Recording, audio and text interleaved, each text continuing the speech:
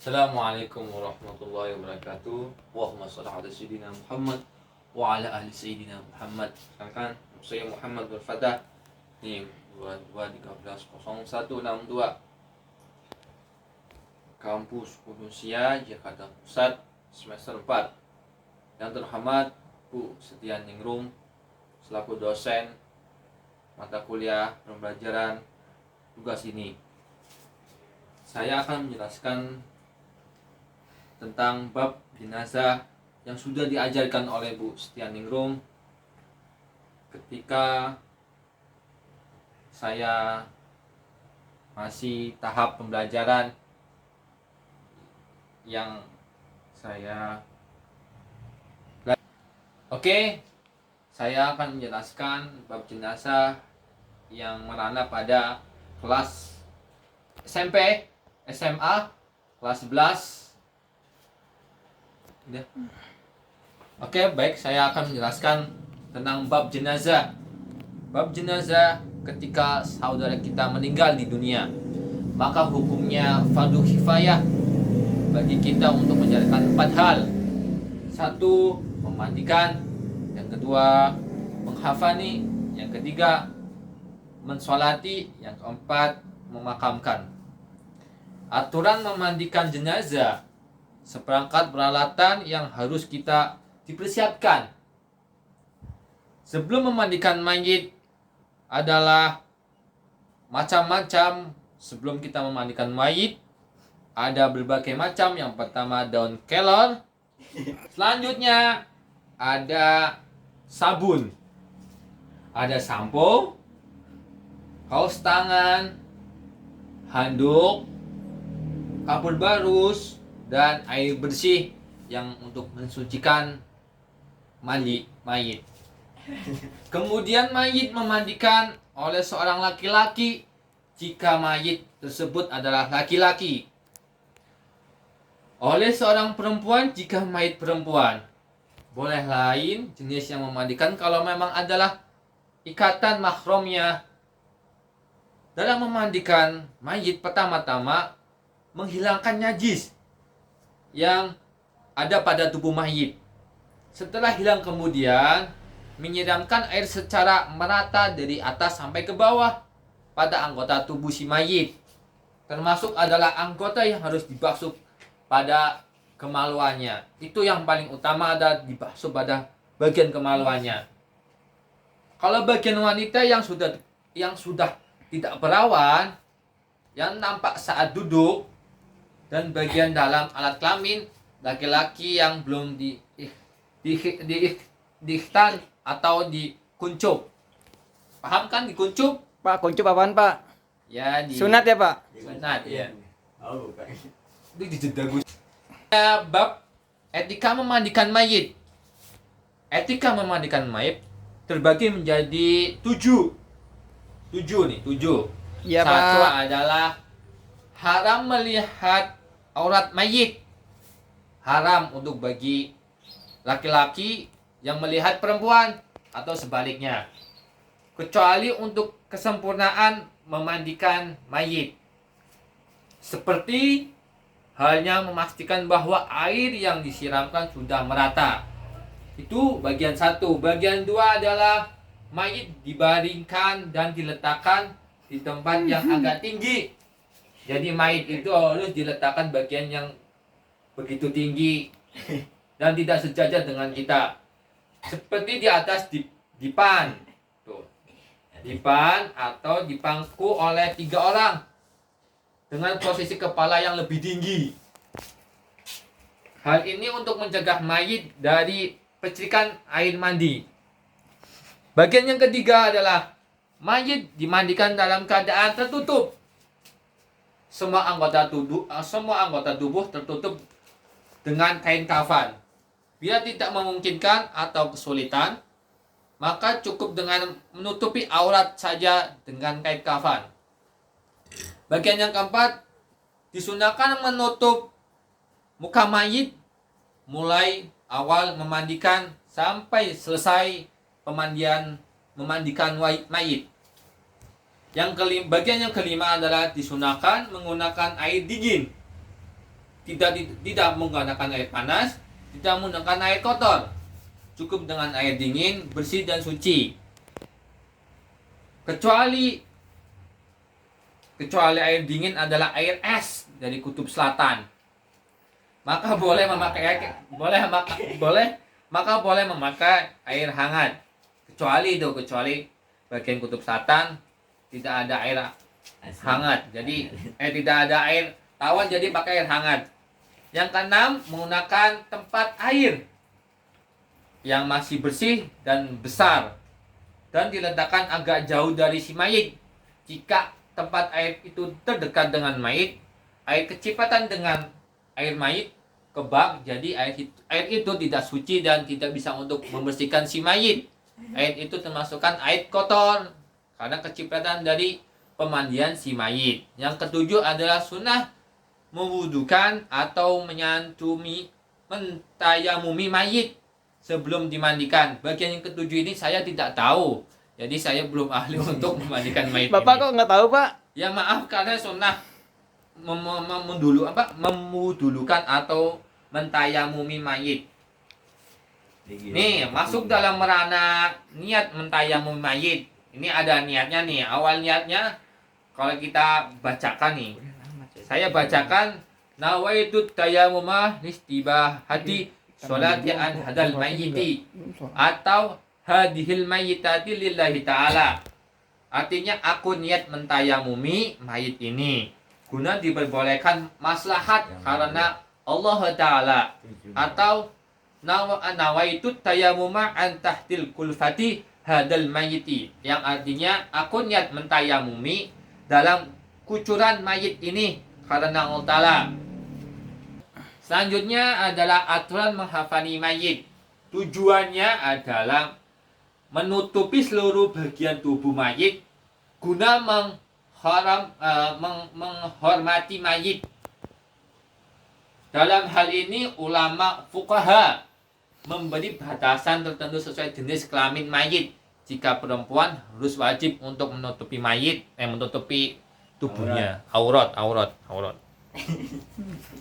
Satu, ada batasan-batasan yang harus wajib kita lakukan ketika menghafani atau menutupi mayit nih. Satu adalah batasan minimal menghafani mayit baik laki-laki atau perempuan adalah selembar kain yang dapat menutupi seluruh tubuh mayit. Ada juga batasan kesempurnaan. Batasan kesempurnaan juga terbagi menjadi dua. Bagi mayit laki-laki yang sudah utama adalah 3 lapis. 3 lapis kafan dengan ukuran panjang dan lebar yang sama, dan boleh menghafani mayit laki-laki dengan 5 lapis yang terdiri dari 3 lapis kain kafan ditambahi sorban atau baju kurung. Itu adalah batasan kesempurnaan laki-laki seorang mayit ya. Bagi seorang mayit perempuan, yaitu 5 lapis lebih-lebihnya dari lelaki ini, yang terdiri dari 2 lapis kain kafan ditambahi kerudung, baju kurung, dan sewek atau tapi. Tapi apaan, Pak? Tapi adalah jarik tuh. Jarik apaan, Pak? Yang masih bahan untuk menutupi bagian aurat perempuan. Jadi aurat perempuan tuh harus kita jaga di dunia maupun kita di akhirat nanti. Makanya dari awal para perempuan sekarang harus menjaga auratnya. Iya, Pak. Terima Karena kasih, Pak. dosanya aurat perempuan tuh lebih kejam. Iya, Pak. Lanjut, Pak. Lebih besar. Iya, Pak. Lanjut, Pak. Lanjut. Aturan masalah mayit nih. Aturan masalah mayit. Hal-hal yang terkait dengan masalah mayit adalah mengenai syarat. Ada syarat, ada rukun dan kesunahan. Kita masuk dalam syarat salat mayit. Satu adalah mayit telah disucikan dari najis baik tubuh maupun pakaian. Yang kedua, orang yang mensolati telah memenuhi syarat sah sholat. Jadi kalau kita mensolati mayit, kita harus tahu tata cara sholat dulu. Yang ketiga, bila mayit hadir, maka posisi musolli atau orang yang sholat berada di belakang mayit. Adapun aturannya sebagai berikut nih. Aturan sebagai berikut. Jika mayit laki-laki, maka posisi orang yang sholat berdiri lurus dengan kepala mayit. Yang kedua, jika mayitnya perempuan, maka posisi orang yang sholat lurus dengan pantat mayit. Itulah perbedaan antara lelaki dan perempuan. Selanjutnya nih, ada jarak antara mayit dan musolli tidak lebih dari 300 ziro atau dibilang 150 meter. Hal ini jika sholat dilakukan di luar masjid. Berarti kalau kita melakukan di luar masjid, batasannya untuk mensolati orang yang meninggal, batasannya adalah 150 meter untuk bagian mensolati di luar masjid. Kalau bagian yang di dalam masjid, saya belum tahu. Tapi di lapangan boleh Pak ya? Ya pasti boleh dong. Ini kan keterangannya di luar masjid. Di hutan?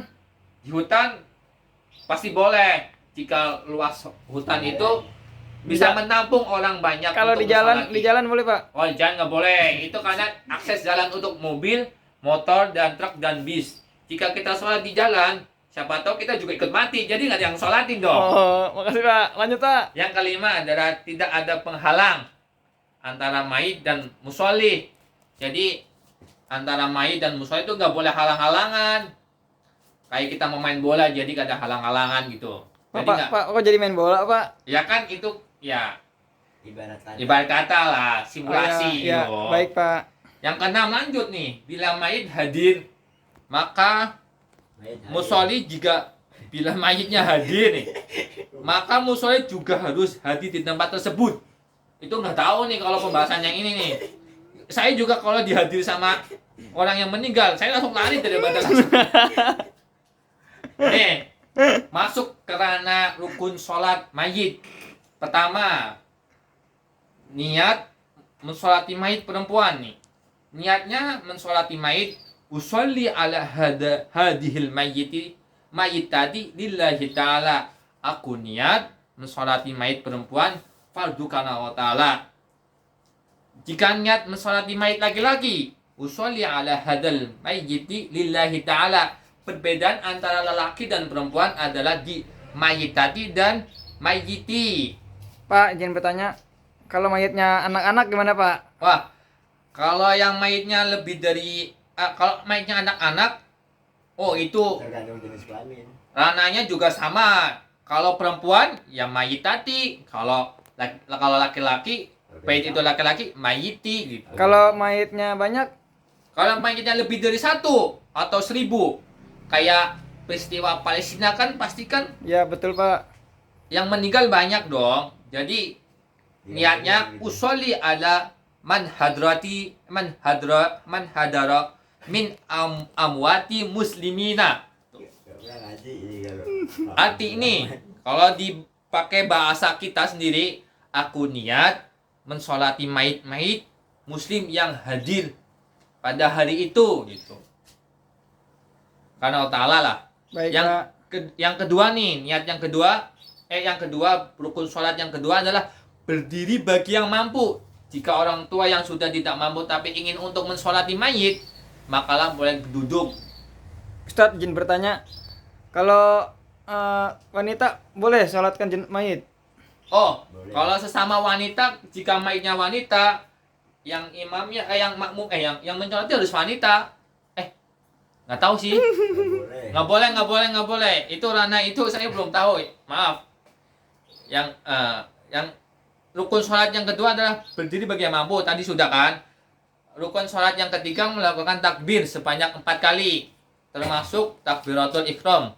Allahu Akbar sampai 4 kali. Yang rukun sholat yang keempat membaca surat Al-Fatihah setelah takbiratul ihram. Rukun sholat yang kelima, rukun sholat mayit yang kelima membaca sholawat Nabi SAW setelah takbir kedua. saya berikan contohnya nih. Contoh salawatnya adalah Allahumma sholli ala Sayyidina Muhammad, Allahumma sholli ala Sayyidina Muhammad, Allahumma sholli ala Sayyidina Muhammad. Itu adalah contoh sholawat yang dianjurkan Nabi untuk mensolati mayit dalam rukun-rukun sholat mayit itu. Yang keenam, rukun sholat mayit yang keenam adalah mendoakan mayit setelah takbir ketiga. Contohnya nih, doa contohnya adalah Allahumma fillahu warhamhu wa'afini wa'fu anhu. Itulah doa untuk mayit. Yang keenam, mengucapkan salam pertama setelah takbir. Mengucapkan salam pertama setelah takbir yang keempat. Berikut ini salamnya nih, salam. Mengucapkan salam pertama setelah takbir keempat. Berikut ini salamnya adalah Assalamualaikum warahmatullahi wabarakatuh. Waalaikumsalam warahmatullahi wabarakatuh. Masuk dalam kesunahan masalah hati mayit. 1. Mengangkat kedua telapak tangan sampai sebatas bahu. Bahu mana bahu? Bahu di sini. Iya bahu, ini bahu. Sini adalah bagian bahu. Bahu. Ya, itu. Oh ini dada. Ini dada Garuda, kalau ini bahu. Yang kedua, menyempurnakan lafaz niat.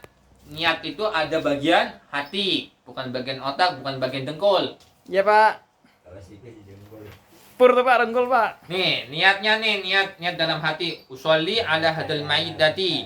Sama yang tadi saya bilang, ada yang bisa makmuman atau imaman atau lillahi ta'ala jika sendirian tuh. Kalau sendirian nggak tahu kalau sholat sendirian. Yang ketiga, melirikan bacaan Al-Fatihah. Yang keempat, membacakan tawadhu sebelum baca surat Al-Fatihah. Membaca ta'awudz sebelum membaca surat Al-Fatihah. Yang kelima adalah tidak membacakan doa iftitah. Yang keenam, membacakan hamdalah sebelum membaca sholawat. Yang ketujuh, menyempurnakan bacaan sholawat. Nih. Jadi, semua dari penjelasan 7 tadi adalah penyempurnaan dari rukun sholat mayit. Tuh, penyempurnaan dari rukun sholat mayit. Nih. Cukup sekian dari penjelasan bab-bab tentang bab-bab jenazah dari Muhammad Nur Fatah, Kampus Unusia, Jakarta Pusat. Wassalamualaikum warahmatullahi wabarakatuh.